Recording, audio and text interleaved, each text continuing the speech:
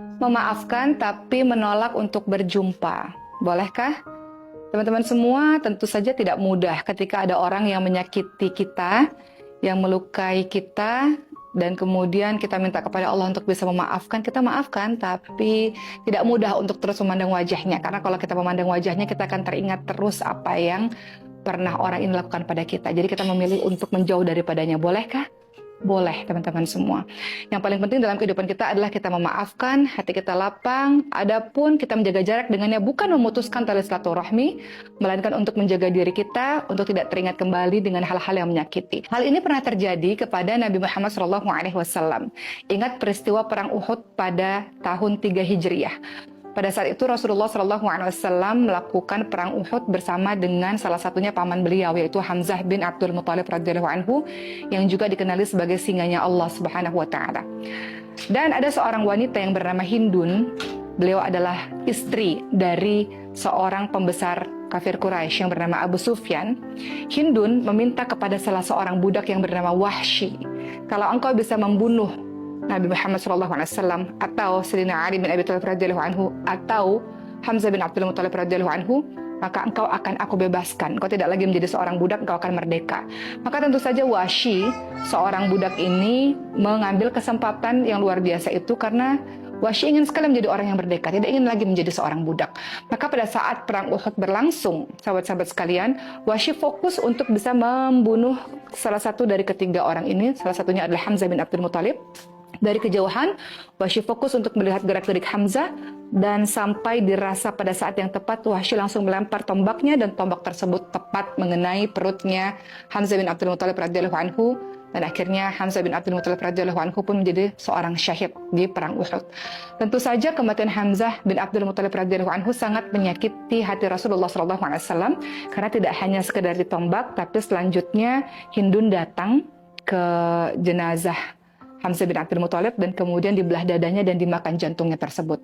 Ketika melihat paman beliau, paman Nabi Muhammad SAW dalam keadaan wafat yang seperti itu, tentu rasa sedih yang luar biasa dirasakan oleh Rasulullah SAW. Waktu terus berjalan bertahun-tahun kemudian sampailah peristiwa pada tahun 8 Hijriah, pada peristiwa Fathu Mekah atau pembebasan kota Mekah. Orang-orang berbondong-bondong untuk memasuki agama Allah Subhanahu wa taala, termasuk Wahsy. Pada saat itu Wahsy berdiri di hadapan Rasulullah SAW dan Rasul mengenali Wahsy. Rasul bertanya kepada Wahsy, "Engkaukah Wahsy yang membunuh pamanku Hamzah bin Abdul Muthalib?" Kemudian Wahsy mengangguk, "Iya ya Rasulullah." Wahsy, ceritakan kepadaku bagaimana cara engkau membunuh Hamzah bin Abdul Muthalib. Rasulullah ingin tahu bagaimana jasad dari pamannya bisa seperti itu, apa yang dilakukan Wahsy sebetulnya. Wahsy pun menceritakan, dan tentu saja itu menghadirkan luka kembali di hati Rasulullah SAW. Rasul memaafkan Wahsy karena Islam mengajarkan kita untuk memaafkan orang-orang yang telah melukai hati kita. Rasul tentu saja sangat bahagia ketika Wahsy memasuki agama Allah Subhanahu wa taala. Namun Rasul tidak sanggup untuk memandang wajah Wahsy lagi.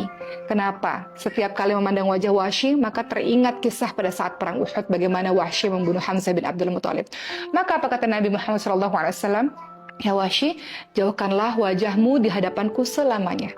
Maka sejak saat itulah Wahsy tidak pernah lagi berdekatan dengan Rasulullah SAW, karena Wahsy tahu betapa menyakitkan apa yang telah diperbuatnya kepada paman yang dicintai oleh Nabi, itu Hamzah bin Abdul Muthalib. Sampai akhirnya Rasulullah SAW wafat, pemerintahan diganti kepemimpinannya oleh Sayyidina Abu Bakar radhiyallahu anhu. Dan apa yang dilakukan oleh Wahsy? Wahsy menembus semua kesalahan di masa lalu pada saat perang Yamamah. Pada saat itu, di masa pemerintahannya Sayyidina Abu Bakar As-Siddiq radhiyallahu anhu, Wahsy pun membunuh salah seorang nabi palsu yang bernama Musailamah Al-Kadzab, seseorang yang mengaku dirinya adalah nabi. Maka begitulah cara Wahsy menebus kesalahannya di masa lalu. Dari kisah ini kita bisa belajar, teman-teman semua. Rasul memaafkan Wahsy. Rasul sangat bahagia ketika Wahsy memilih jalan untuk menuju kepada Tuhannya, menuju kepada Allah Subhanahu wa taala. Masalah menjaga jarak bukan berarti adalah masalah tidak memaafkan. Itu jauh berbeda. Masalah jaga jarak ini untuk lebih melindungi hati kita, psikologis kita, untuk kita merasa baik-baik saja. Khawatir kalau terus bertemu, maka timbul rasa sakit dan itu akan mengakibatkan hal yang buruk dalam pertemanan. Jadi untuk teman-teman semua, minta sama Allah SWT supaya kita bisa memaafkan orang-orang yang telah melukai hati kita. Adapun kalau kita memang belum mampu untuk memandang wajahnya, nggak apa-apa. Mudah-mudahan dengan cara seperti itu hati kita menjadi lebih bersih dan kita jadi ada waktu untuk bisa fokus dalam kehidupan kita sambil tidak ada dendam di hati kita, insya Allah. Semangat untuk terus memaafkan orang-orang lain ya.